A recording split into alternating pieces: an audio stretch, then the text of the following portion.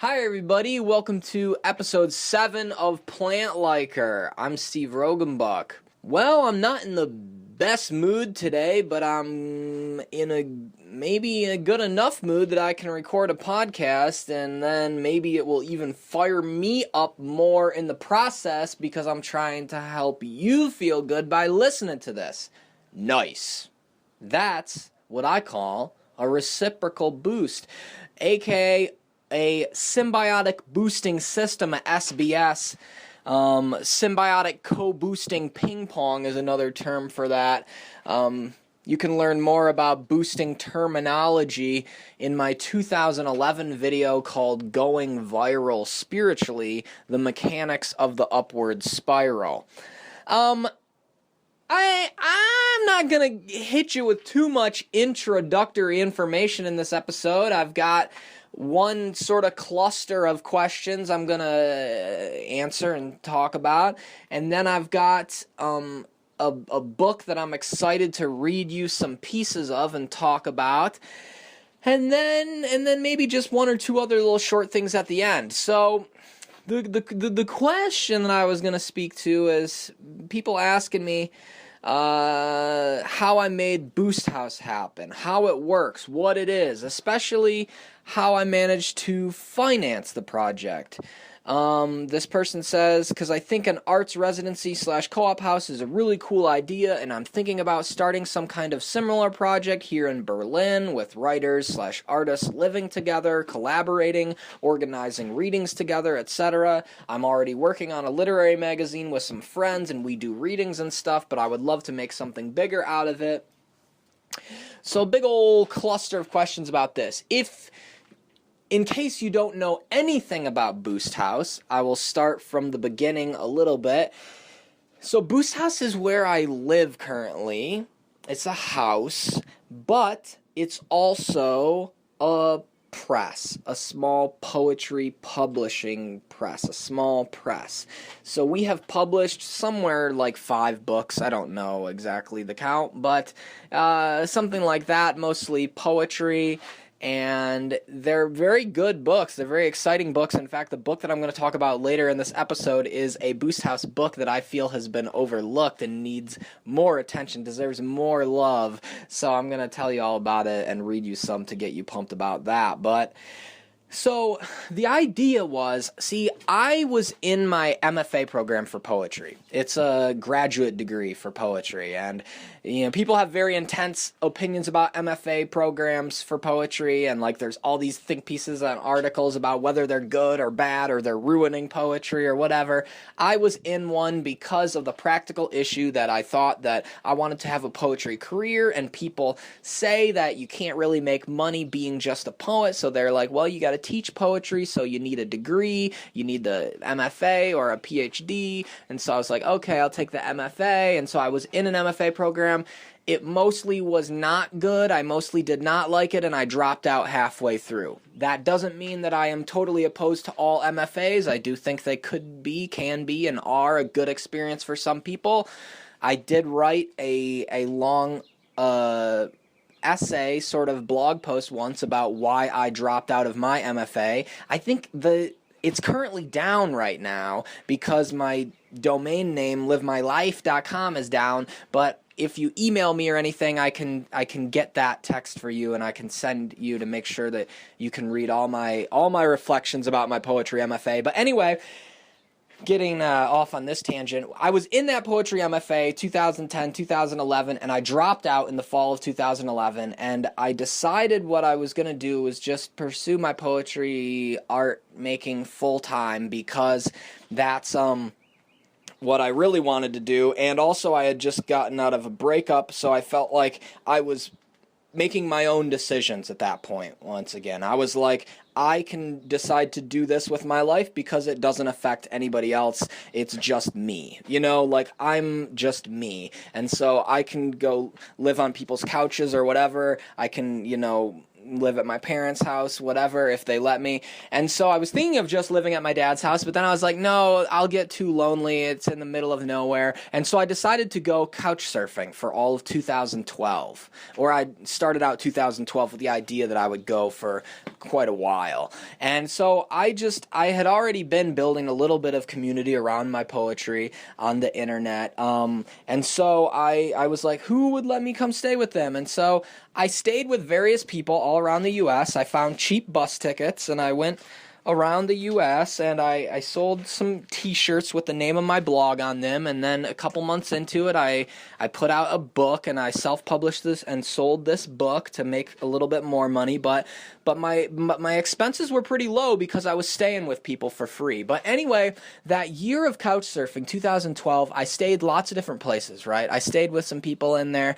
studio apartments when the person was gone to work most of the day, so I was just in a little random studio apartment in LA, and then I stayed with, other people who had like tons of roommates, like punk house places, and there was people coming and going all the time, and they were putting on events at the house, and all different variations in between those and other things. And what I realized is I really do thrive off the environment of doing my work in a social setting. I like being in those punk house-like settings, those settings where there's a lot of people coming and going. I just like that energy of people around me. In fact, sometimes I like doing my poetry work and my social media work of like replying to emails, answering your questions over social media or whatever. I like doing that work at parties, like at a literal party where other people are like talking or dancing, and I'm like there on the side, like on my computer doing my work, because it feels like I'm getting some of that energy from the party. And I do get some little social interaction in there. I can talk to people here and there who come by, but I'm also feeling like I'm getting my work done that I love and care about so much. And so it sort of helped me to integrate, IRL social, in real life social interaction with doing my work on my computer all day, which I'm also passionate about. And so I came up with this idea that I wanted to start, originally how I phrased it was I wanted to start an alt-lit house, because that was the way I was framing it all in 2012, was this alt-lit thing that was happening at the time, which was the writing community. We called it alt-lit. And so I was like, I want to start like an alt-lit house sometime where it's like a punk house with like alt-lit writers and all that. And so that was the initial idea that I got. And then in 2013, my views had shifted a little bit. I was a little bit disillusioned with some of the alt-lit community and what different parts of it stood for. And so I created Boost House to sort of clarify. Boost House as a publisher became this idea I'm really giving you the full background, which maybe some of you don't need, but this is also just a story of my life, okay? So indulge me in this if you like, or fast forward if you don't like. Nice. I actually came up with the idea for the name Boost House because I was looking up the Wikipedia page for punk houses, and I was seeing that some of them there'd be a house, like a co-op house, where these punk rockers would be living, whatever, and they start a record label or a zine or something that they would publish through the house, or they'd put out records through the house, and it would have the same name as the house, And then I came up with the idea like, Boost House should be the name of my publisher then, and the name of the house, because Boost House, because publishing houses do call themselves, Random House, whatever. So Boost House, and so that was the idea for the name, and then I was trying to clarify what I was about, and I really wanted one. I was reacting against some of the drug use that was becoming sort of romanticized in alt-lit, which I at the time especially perceived to be unhealthy. Since then, my views on drug use have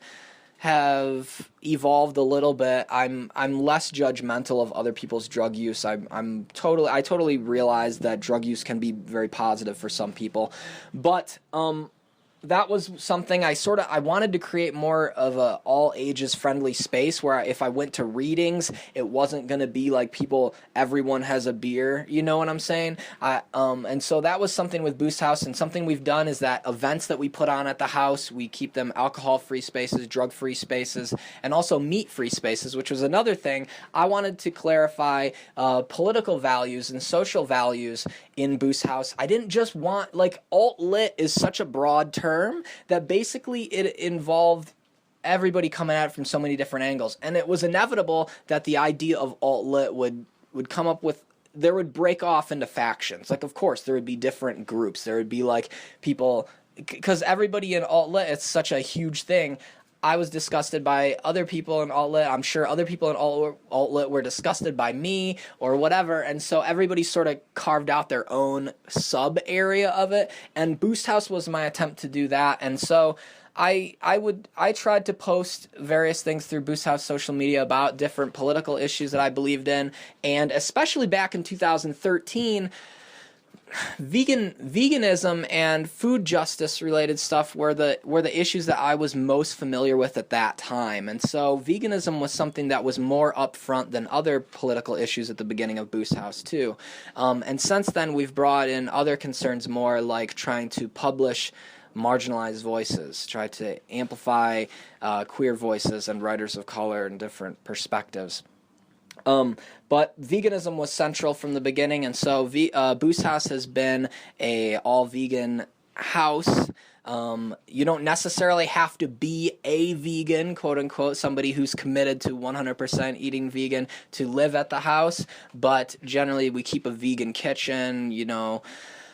What else did I want to say about it? The idea was, I started in 2013, I started to really formulate the specifics. I'm like, okay, we're going to have a house that is an actual house, and then we'll publish books together and stuff on social media together, and then we'll use the profits from that, ideally, to pay for the rent and the food and support people to just be there, like visiting, doing their writing projects or whatever. And we would have like sort of like an artist residency. Like, I really wanted to be able to be generous and invite artists to come. Like, you know, like if I like find an amazing artist or like activist, like blogger or something, and I like wanted to be like, hey, you know, come hang out here, you know, eat our food, you know, live in our house for free for a while you launch your blog or while you build up your name or work on your novel or whatever. And so that was the idea. I wanted to be able to be generous like that. And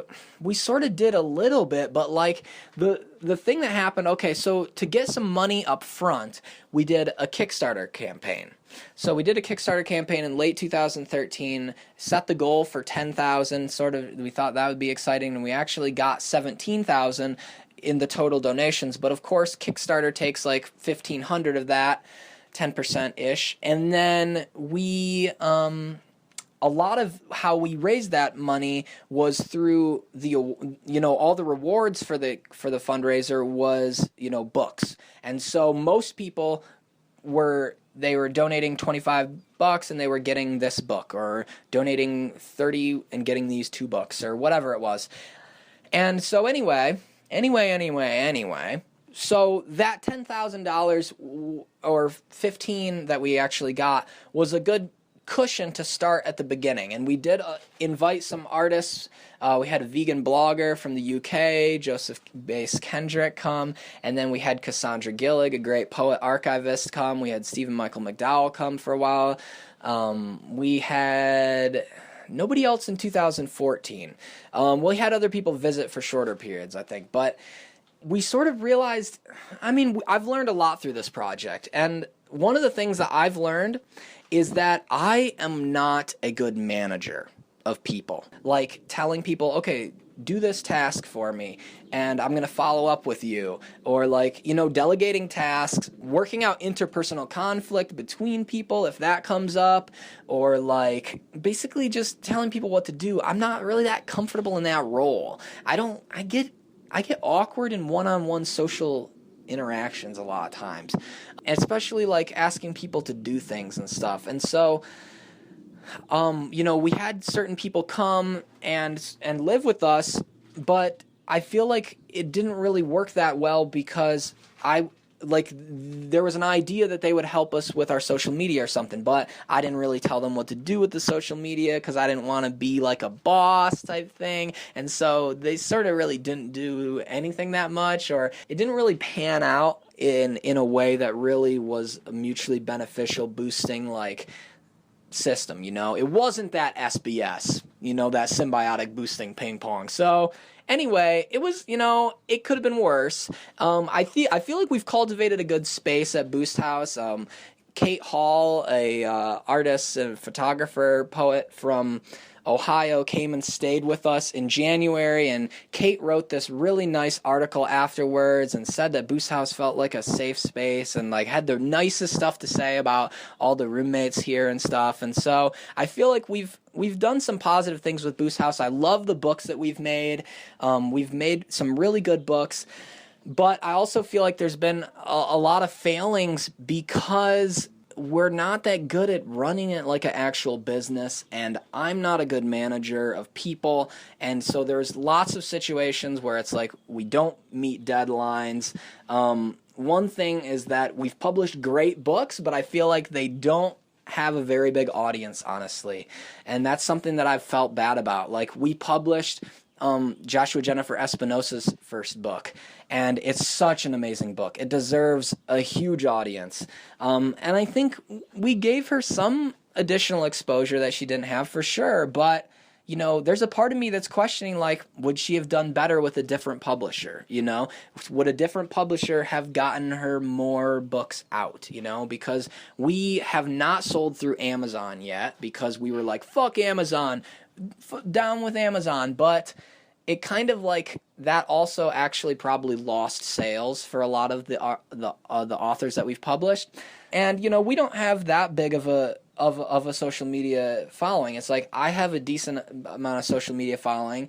Boost House has gotten some of that by just and from other places, but it's like, honestly, we don't have that many resources to get books out there that much. We have some press connections, but it's kind of like I feel like we've under-delivered on actually getting an audience for the people that we found and published. And honestly, this is not very public information yet, and I'm not going to say anything decisive, but Boost House is in a transitional period where we are things are changing. We're almost about to release a new book called Macro, an anthology of image macros. It's going to be, projections say it might be around a 400-page book, full color, so it's image-based poetry stuff. It's going to be a great book, but it was a huge, messy project, and I think that was a very stressful project for a lot of us. We have 2 guest editors involved, Michael Hesselmeil and Penny Goring, but then we've also been involved, all 3 of us working on Boost House. By the way, I'm explaining so much about Boost House, but not really in order. So the 3 people that have been at the core of Boost House has been me, E.E. Jarvie, who formerly went by E.E. Scott, and Ray Younghands. And we have been doing the main editing and just running the whole thing. And then we've got other roommates at the house now. We had guests at first. It was like an artist residency where we were like, come and stay here for free. Like, it was like that idea that I had. Then we sort of ran out of money. We ran out of that padding of money. Then in 2015, I was sort of just supplementing Boost House money by doing a lot of touring. I did 120 live events in 2015, and I donated most of the income from that to Boost House. And so that was like keeping it going. But in 2015, at some point, we set it up so that other than the 3 of us working on the main press, the other people would just they would pay a monthly rent. It was a subsidized rent by the press, but it was like we're helping to raise money by that. So it sort of switched from being an artist residency to being more like a co-op, like a vegan co-op house, where the residents do pay rent, but it's still an intentional community where we're like, it's a values focused community, but it's like the people pay rent. And we've gone through different phases with our food sharing. We've got a sort of communal food system in the kitchen, but we've pared it down over time. So now most people buy their own food and have their own section of the refrigerator and of the cabinet, but we do keep certain foods in stock all the time. Like we keep in stock non-dairy milks, oatmeal, rice, lentils, bananas, which we freeze for smoothies, nutritional yeast, and certain other seasonings that we all like mutually like to use. So I don't know what else to say. I guess, so I have learned that I'm not good at being a manager. I've also learned from this that just because I think that I want to offer something generous to other people doesn't mean that I necessarily have the resources to do that. Like, I was pumped. I wanted to be able to say, come to my house and I'll pay for your rent and I'll pay for your food and you can just hang out here and be a cool artist and stuff. But you know what? Honestly, I don't have the money to do that. And we're a small press publisher. We can make a little bit of money, but honestly, we don't make that much. And so we realized that was kind of an unrealistic goal. We don't have the resources to do that in that big of a way. And so, and also similarly, I have wanted to like boost these other writers. I'm like, this writer is so great. They deserve to have their book published and they deserve to reach a great audience with their book. And so let's put out their book. But then maybe we only sell like a couple hundred copies, and I'm like, did we do that great of a job? Maybe they would have been better off publishing with a different publisher. And oh, goodness gracious. But you know what? Don't got that much more to say about all that, but good luck if you try to start anything like an arts residency, co-op house, whatever. I mean, it can obviously be great. Boost House is in this period where, honestly, EE's going to move away, and Ray has a full-time job doing something else, and so it seems like Boost House might not be producing that much more publishing for a while, but my sort of emotions about it fluctuate. But it seems like it's a little bit of an end of an era, but a lot of us are still going to live together here, and, who knows what it's going to look like, but 666. The next thing that I wanted to talk about in this podcast is one of the books that we published through Boost House this past year. And this book is fucking funny. This book is one of the funniest poetry books that I'm aware of. And so, The Best Thing Ever by Laura Theobald. Now, this book has a very simple concept to it, and that is that it was all written using the iPhone predictive text. In the newer versions of iOS or whatever, in the iPhone, when you go into texting and you start typing a word and then it suggests like 3 words that you might be meaning to send, and you can just choose one, and then it will suggest a next word for you, and then you can choose that one, and then it'll suggest a next word, and then a next word, and then the next word, and you can write a whole paragraph just choosing what the next word is. Well, these poems were written that way. And so there was some editing that went on afterwards of just cutting out certain segments or something off the beginning or the end and stuff like that, but like pretty much it was all, there wasn't like wacky editing going in later. It was just written through this iPhone predictive text. And I'm just going to read you some. It's really interesting, the voice that is established over the course of the book, because it's like there's a voice like of a speaker that becomes, it's like, it's funny to think that this is, I mean, obviously the iPhone predictive text is influenced by stuff that you actually type regularly, so it's kind of like this is stuff that the iPhone thinks Laura might actually want to type, Laura Theobald, the author, but also it's just like what Apple thinks its customers are going to talk like or something maybe, and I don't know, it's funny, but I'll read you a couple of these poems because they're real fun. This one's called, Hey Guys, Please Follow Back, Please. Hey guys, please follow back, please. I love it when people say that they have been in my life. The best thing ever is when you get to know what to wear. You can do it all day long and hard work pays off. In the morning is the only way to get a follow from you and your family members. His career in the world is the most important thing in my Lifetime movies. Are you going out with my mom? She just said that the government has been in my life and death and destruction, and the best way to get a job in the world is not a bad mood. I don't have a great day for the next few weeks and months, and it will be a little more than a year and a half hour to go back in time. I don't know what to say that the government has said. Infinite number one in the morning to all my friends and family members of his career and his wife and 2 kids and adults in my life. So there you go, an absolutely beautiful poem, but I'm going to read you more because it really accumulates. I feel like the tone, you get a sense of the tone over the course of the book, so to me it just gets funnier and funnier as you go.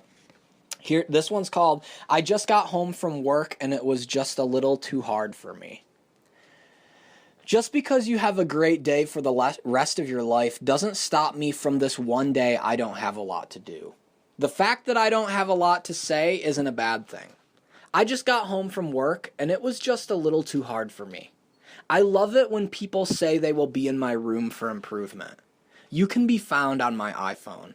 You can be found on a Saturday night at a news conference that the government has said he would be nice to. When you get to the point where you are the best thing about being a girl, that is the most important thing to do. You know how to use the term of endearment.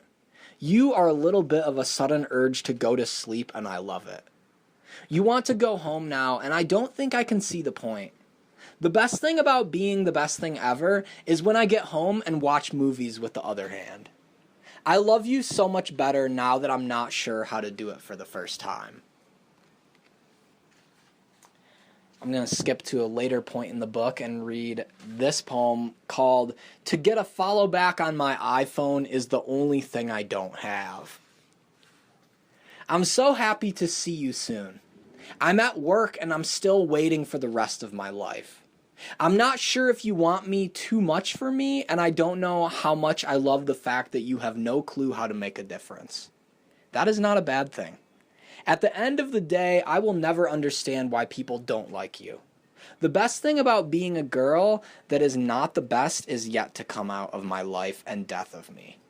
To get a follow back on my iPhone is the only thing I don't have. I'm not going anywhere near the town of my favorite song on repeat all night long. Time to get a new phone with my friends. I'm at work today and it is not a fan of you. Guys are just a little bit of a new one for the rest of my life. I'm so excited. I'm at the end of this month and I have no clue what to do with my life. I'm not going anywhere. I'm so tired of being the best. To be a little bit too long and hard. I'm so excited to see you soon. I'm so tired of this. That's a really good one. I really like that one. I'm going to read you this next one called I'm Not Sure If It Was the Best Thing Ever. And then maybe I'll read you one more. I'm not sure if it was the best thing ever when you are the only thing that could make it so hard to be able to do it. I'm not going to be able to do it for a while, and I don't have to go on a date with my friends and relatives, and I don't know if you want me to. The new update to iOS devices is a great way to go. I love it when you have a great day. You are the only one who can make it so much fun to play with my friends and relatives of victims were found on a Saturday morning in a statement issued. By the time I try and make it to the gym with my mom is the most beautiful thing in the morning to all my heart and mind and body works. Well done on the phone. The latest update has been a great way to go back in time and money. Now I have to go home and watch movies and TV shows that I don't want to see my baby sister. Just a little more time with my friends. I live in a row of my friends. It's really just a book that makes me smile because it's funny. Isn't that the great gift of funny things? Let's just step out of this book for a second. Funny things are underrated in the world. Because it's so important to be able to laugh sometimes. And it's so hard sometimes to find something funny enough to genuinely make you laugh. Sometimes is a very big gift. So let's just take a moment to appreciate that. Because let me tell you, as somebody who makes videos that are funny but also sometimes inspiring or whatever, I get way more emails and stuff saying like, thank you for your positive videos and all this. I rarely get people saying thank you for the funny things. But you guys, come on. I think for me, honestly, when I find like a new show that's really funny to me, or I find a new comedian who's actually really funny to me, that is a huge gift. Because to actually laugh, to really like feel really that something's really funny, that's amazing. It's a beautiful gift because it makes you feel better in such a visceral way, right? It's not like you're thinking about like, oh, that's a different perspective for me to think about. It's like, no, it just viscerally makes you like smile and like feel better, kind of, you know? Not necessarily permanently, but like it's a mood altering boost, you guys. It's a MAB. To go back to my boosting terms, which again you can look up in my video called Going Viral Spiritually, The Mechanics of the Upward Spiral, put out in September 7th of 2011. It was an early visionary video I made. Okay. I will read one more for you. This one is called The Fact That You Can Do That for Me and My Mom Is Making Me Laugh So Hard. The fact that you can do that for me and my mom is making me laugh so hard. I'm not going to get the hang of it. I'm not going to get my hands on a date with a new one who can make me feel better soon. I'm at a news release from prison for the next few days, and I'm still waiting on the phone with my mom and dad. Are we going to be able to see the world on the other side of the day before I get a follow from you? Would you like to have been a good idea of what I want you in my room? I'm so tired of being a girl with a new song on this album. Has anyone seen my baby? I'm at work and it is a very nice, but it would mean the world to me to be able to get a follow back, please. Don't let me go back to sleep. Now that I'm going to be a girl who has been the most beautiful girl in the world, is there anything else to be the best of? Your eyes are burning up. I'm not sure if you want me to be a little too much of an international tribunal. I'm so happy for my life I live. I'm at work. Nice. And the back cover says, I love you so much better now that I'm not sure what the heck is going on with my mom. It's a great book. It's called The Best Thing Ever by Laura Theobald. It's a short book, but it's a great one to read aloud to your friends, pass around.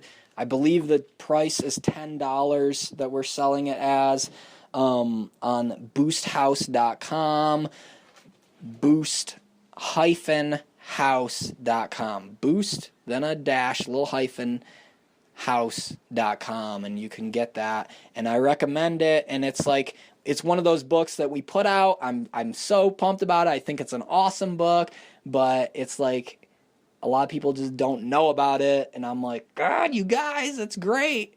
But we don't have the huge resources to get the word out, but I highly recommend you get it. Okay. See, I am feeling better than I was at the beginning of this, kind of. So this is helpful for me. Thank you. Thank you all for being an audience.